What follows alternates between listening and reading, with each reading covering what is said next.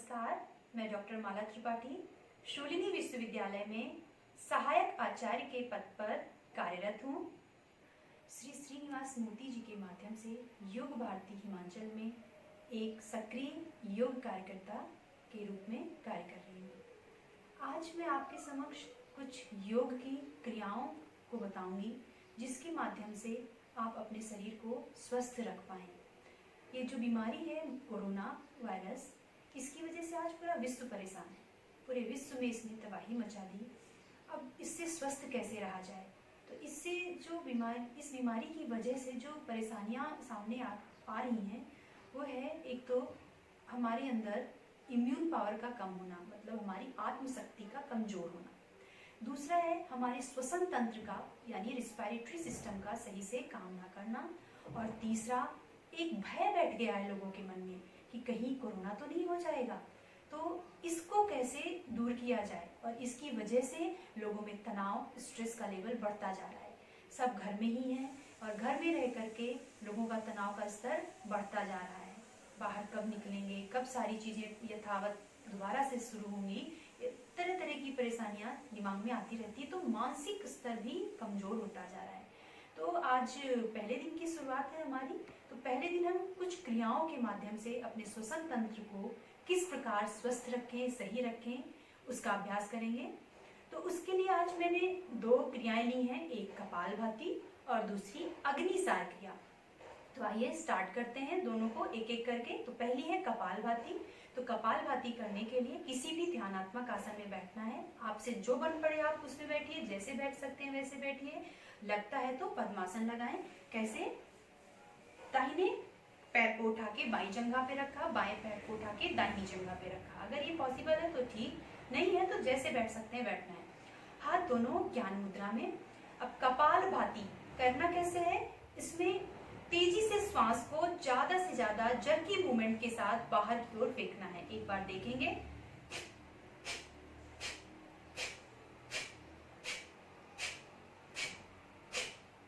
अब जब हम जर्की मूवमेंट के साथ श्वास को बाहर की ओर फेंक रहे हैं तो क्या है, श्वास के साथ जो टॉक्सिक मटेरियल है, कफ है, वो ज्यादा से ज्यादा हमारे शरीर से बाहर की ओर निकलेगा।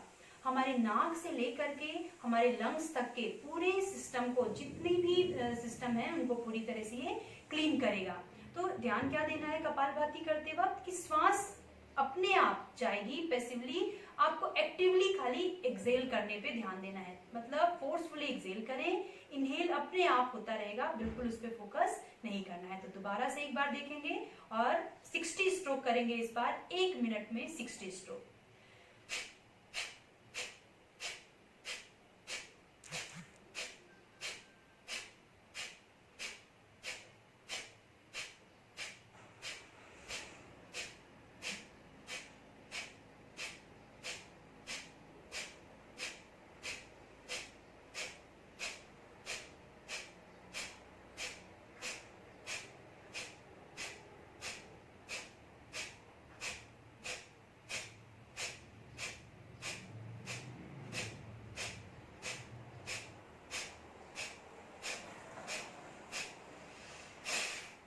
श्वास बाहर। 60 स्ट्रोक पूरे हो जाएं 1 मिनट में तो ब्रेथ को, श्वास को ज्यादा से ज्यादा बाहर की ओर एक्सेल करेंगे। और अब दोबारा से अपनी श्वास को यथावत करिए, नॉर्मल करिए, ताकि दूसरा राउंड अच्छे से कर पाए। तो 2-3 लंबे गहरे श्वास।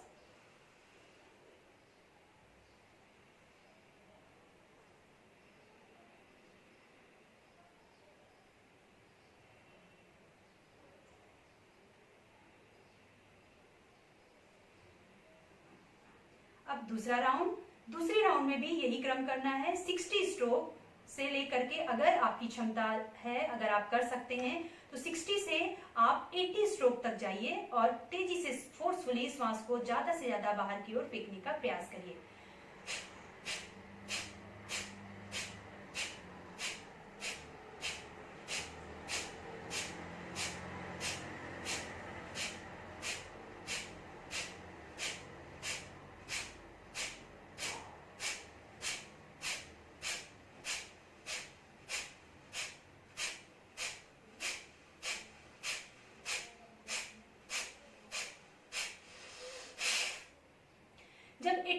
पूरे हो जाएं तो फिर से एक बार श्वास को ज्यादा से ज्यादा बाहर की ओर फेंकेंगे और राउंड को कंप्लीट करेंगे और 2-3 बार दोबारा से लंबी गहरी श्वास लेके श्वास को नॉर्मल करेंगे और तीसरे राउंड के लिए अपने आप को तैयार करेंगे।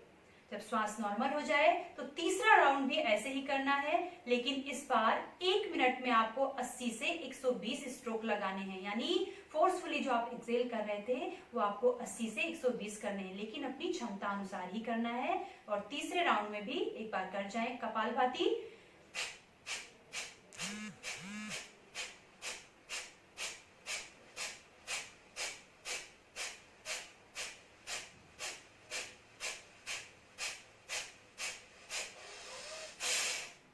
जैसे ही 80 से 120 स्ट्रोक पूरे होंगे तीसरे राउंड को विराम देंगे और ये 3 राउंड कंप्लीट हुए हमारे कपालभाति के। तो कपालभाति किया हमने। कपालभाति करने से क्या होता है कि जो कफ ज्यादा अगर इंक्रीज कर रहा है हमारे शरीर में, ज्यादा एक्युमुलेट हो रहा है टॉक्सिक मटेरियल, तो उसको क्लीन करता है, हमारे लंग्स की, हमारे फेफड़े की क्षमता को बढ़ाता है, हमारे श्वसन नली को क्लीन करता है, साफ करता है। साइनस की प्रॉब्लम अगर है किसी को तो उसके लिए बहुत अच्छा है। और साथ ही साथ हमारे हठ योग टेक्स्ट में ऐसा लिखा है, हठ योग की पुस्तिका में, कि अगर हम कपालभाति करते हैं तो हमारा ये कपाल रीजन, यानी कि ये फोरहेड वाला पार्ट, ये कपाल वाला पार्ट साइन करने लगता है, चमकने लगता है। तो चलिए, ये हुआ पहला अभ्यास। दूसरे अभ्यास की ओर बढ़ते हैं। दूसरी क्रिया है हमारी अग्निसार की क्रिया। अग्निसार नाम से ही आपको क्लियर हो रहा होगा। अग्नि मतलब आग, फायर, और सार मतलब उसको विस्तृत करना, बढ़ाना।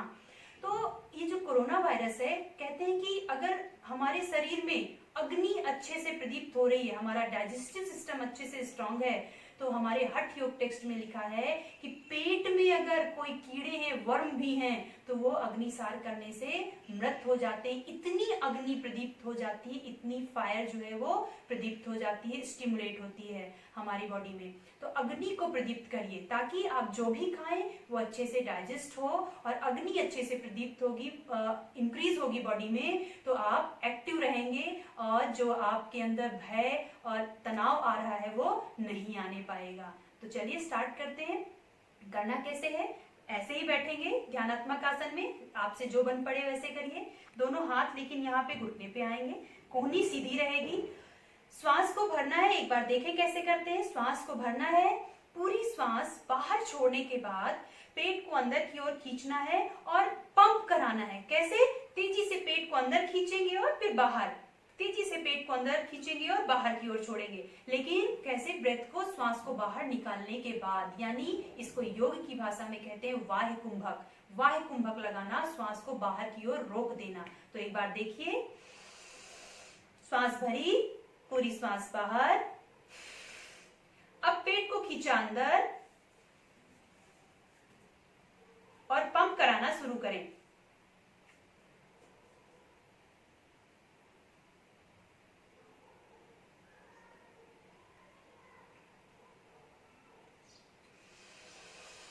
धीरे से रिलैक्स। जब आपको लगे कि बस एक बार श्वास रोकने के बाद आप 5 बार, 10 बार, 15 बार, आसानी से 20 बार, जितने पंप कर सकते हैं आप कर चुके।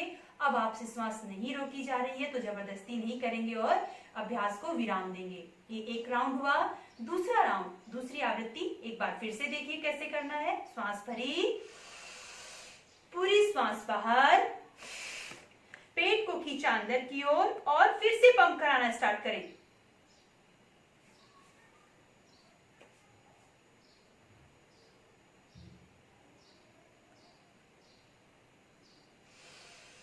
धीरे से वापस। तो ये दूसरी क्रिया हमारी अग्निसार की थी। हमने पहले ही बताया, अग्निसार जब आप करते हैं तो पेट में आपके अग्नि स्टिमुलेट होती है, गैस्ट्रिक फायर इंक्रीज होती है, आपका डाइजेस्टिव सिस्टम स्ट्रांग बनता है। साथ ही साथ जब आप ये अभ्यास करते हैं तो आपके पेट की जो मांसपेशियां हैं ये मजबूत बनती हैं। और ये भी एक शोधन क्रिया है। शोधन क्रिया मतलब डिटॉक्सिफिकेशन, आपके शरीर से विषाक्त पदार्थों को निकालता है। तो ये कैसे निकालेगा? तो जब आप अग्निसार करेंगे तो आपकी आंतें, आपकी इंटेस्टाइन अच्छे से वर्क करेगी, क्योंकि उसमें भी मूवमेंट हुआ। जो आपकी आंतों में एक मूवमेंट चलता है हर समय जिससे खाना आगे बढ़ता है, उसको कहते हैं पेरिस्टाल्टिक मूवमेंट।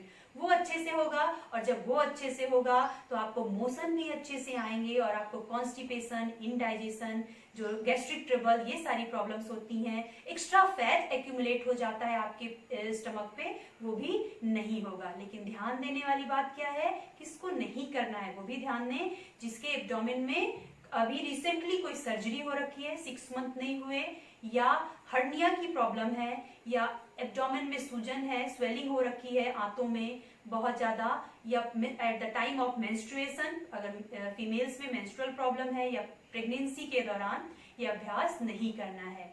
तो ये 2 क्रियाएं मैंने आपको बताई, डिटॉक्सिफिकेशन की, शोधन की क्रियाएं, जिसको करके आप इस भयंकर बीमारी से कैसे दूर रहें, डिटॉक्सिफाई कैसे करें अपनी बॉडी को, ये मैंने आपको आज बताया। तो अगले क्रम में कुछ आसन को लेंगे। धन्यवाद।